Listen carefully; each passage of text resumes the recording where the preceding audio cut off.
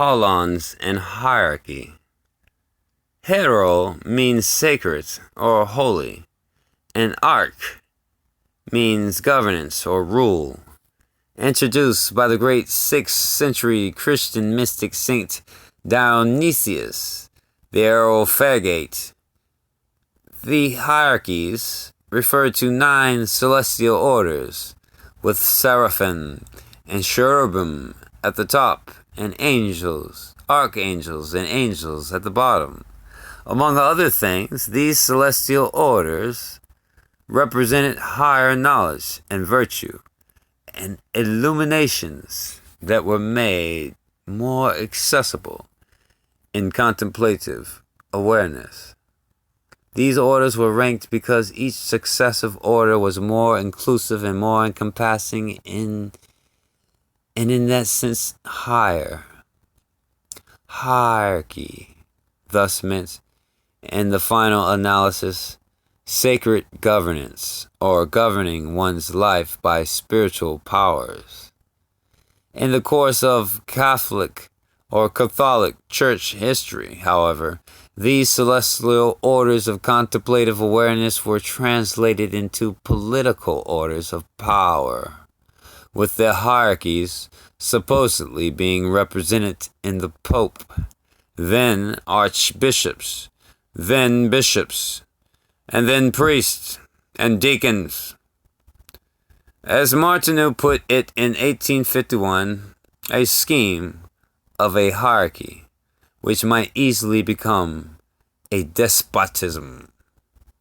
And already we can start to see how a normal developmental sequence of increasingly wholes might pathologically degenerate into a system of oppression and repression. As used in modern psychology, evolutionary theory, and systems theory, a hierarchy is simply a ranking of orders of events according to their holistic capacity.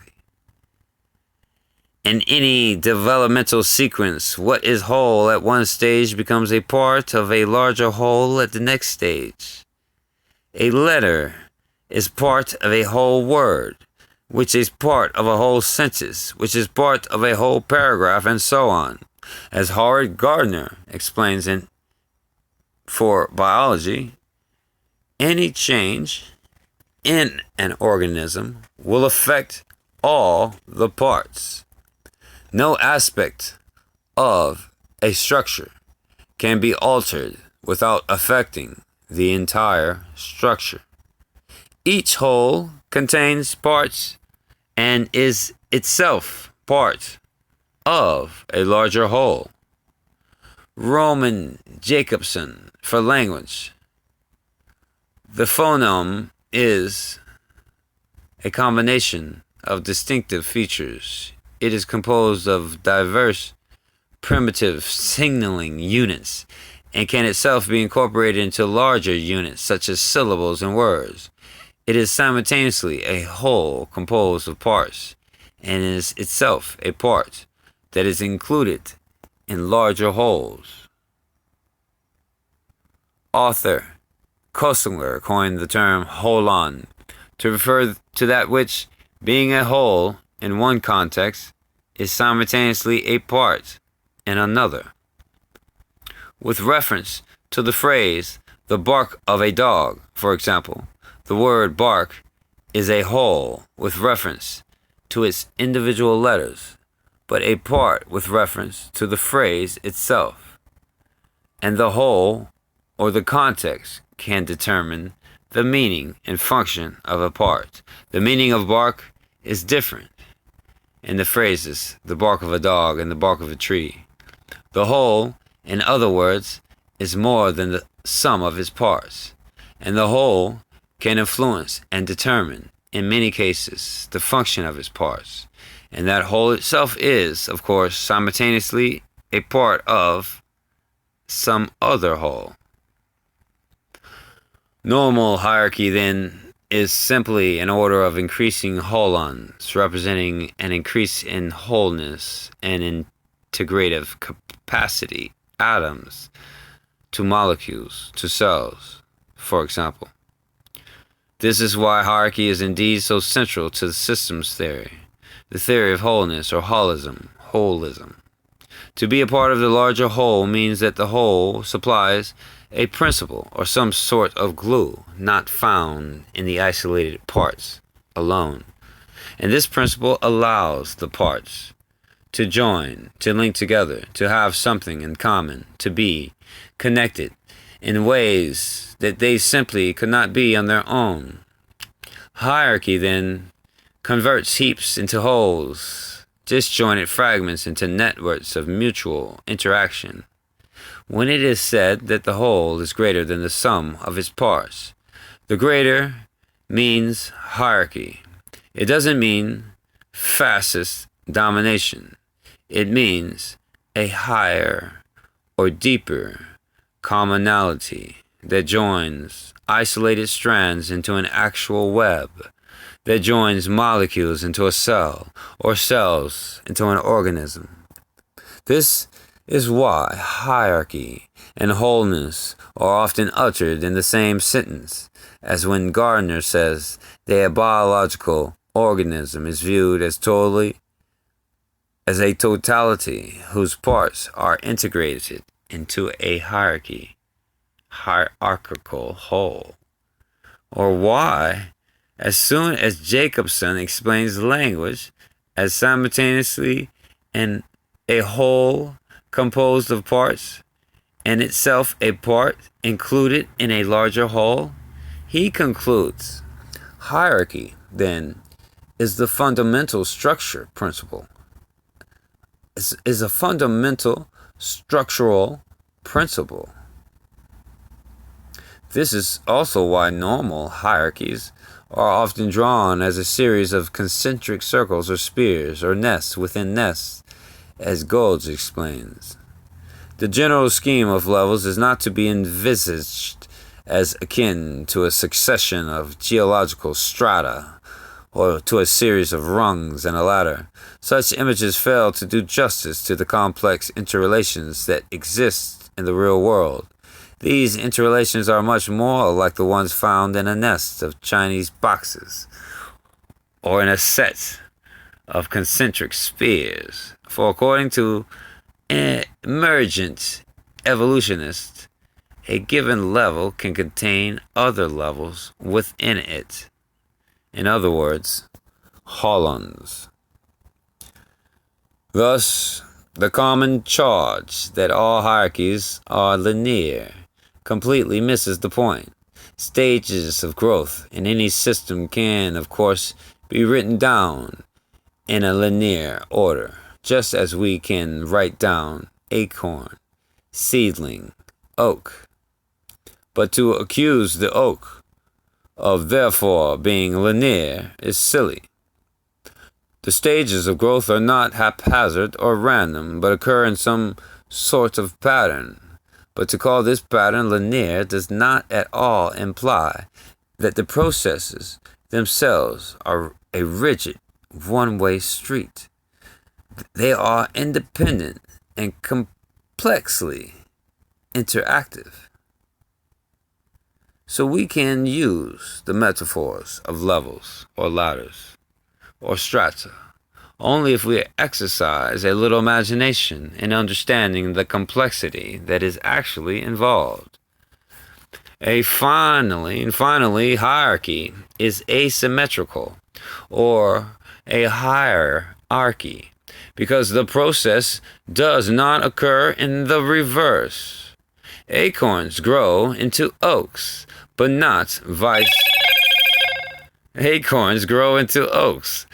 not vice versa. They are first letters, then words, then sentences, then paragraphs, but not vice versa. Atoms join into molecules, but not vice versa. And that not vice versa constitutes an unavoidable hierarchy, or ranking, or asymmetrical order of increasing wholeness. All developmental and evolutionary sequences that we are aware of proceed by hierarchization, or by orders of increasing holism. molecules, to cells, to organs, to organ systems, to organisms, to societies of organisms. For example, in cognitive development, we find awareness expanding from simple images which represent only one thing or events to symbols and concepts which represents whole groups or classes of things and events, to rules which organize or integrate numerous classes and groups into entire networks. In moral development, male or female, we find a reasoning that moves from the isolated subject to a group or tribe of related subjects, to an entire network of groups beyond any isolated elements, and so on. These hierarchical networks necessarily unfold in a sequential or stage-like fashion, because you first have to have molecules, then cells, then organs, then complex organisms. They don't all burst on the scene simultaneously. In other words, growth occurs in stages, and stages, of course, are ranked in both a logical and chronological order. The more holistic patterns appear later in development because they have to await the emergence of the parts that they will then integrate or unify. Just as whole sentences emerge only after whole words.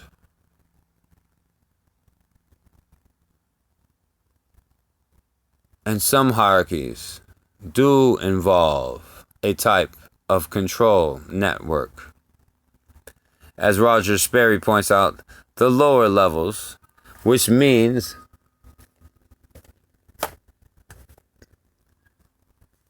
less holistic levels, can influence the upper or more holistic levels through what he calls upward causation. But just as important, he reminds us the higher levels can exert a powerful influence or control on the lower levels, so-called downward causation. For example, when you decide to move your arm, all the atoms and molecules and cells in your arm move with it. An instance of downward causation. Now, within a given level of any hierarchical pattern, the elements of that level operate by heterarchy. That is, no one element seems to be especially more important or more dominant, and each contributes more or less equally to the health of the whole level, so-called bootstrapping. But a higher order whole, of which this lower order whole is a part, can exert an overriding influence on each of its components. Again, when you decide to move your arm, your mind, a higher order holistic organization, exerts influence over all the cells in your arm, which are lower order wholes, but not vice versa. A cell in your arm cannot decide to move the whole arm. The tail does not wag the dog. And so systems theorists tend to say, within each level, heterarchy, between each level, hierarchy, in any developmental or growth sequence, as a more encompassing stage or holon emerges, it includes the capacities and patterns and functions of the previous stage. In other words, of the previous holons, and then adds its own unique or more encompassing capacities. In that sense, and that sense only, can the new and more encompassing Holon be said to be higher or deeper. Higher and deeper both imply a vertical dimension of integration not found in a merely horizontal expansion. Organisms include cells, which include molecules, which include atoms, but not vice versa. Thus, whatever the important value of the previous stage, the new stage has that enfolded in its own makeup, plus something extra, more integrative capacity, for example. And that something extra means extra value relative to the previous and less encompassing stage. This crucial definition of a higher stage was first introduced in the West by Aristotle and in the East by Shankara and Lao Tzu. It has been central to developmental studies ever since. A quick example: in cognitive and moral development in both the boy and the girl, the stage of pre-operational or pre-conventional thought is concerned largely with the individual's own point of view, narcissistic. The next stage, the operational or conventional stage, still takes account of the individual's own point of view, but adds the capacity to take the view of others into account. Nothing fundamental is lost. Rather, something new is added. And so, in this sense, it is properly said that this stage is higher or deeper, meaning more valuable and useful for a wider range of interactions. Conventional thought is more valuable than pre-conventional thought in establishing a balanced moral response, and post-conventional is even more valuable, and so on. As Hegel first puts it, and as developmentalists have echoed ever since, each stage is adequate and valuable, but each deeper or higher stage is more adequate and, in that sense only, more valuable, which always means more holistic or capable of a wider response. It is for all these reasons that Kostler, after noting that all hierarchies are composed of holons, or increasing orders of wholeness, pointed out that the correct word for hierarchy is actually holarchy. Thus, heterarchists, who claim that heterarchy and holism are the same thing, and that both are contrasted to the divisive and nasty hierarchy, have got it exactly backwards. The only way to get a holism is via a holarchy. Heterarchy, in and by itself, is merely differentiation without integration. Disjointed parts recognizing no common or deeper purpose or organization. Heaps, not wholes.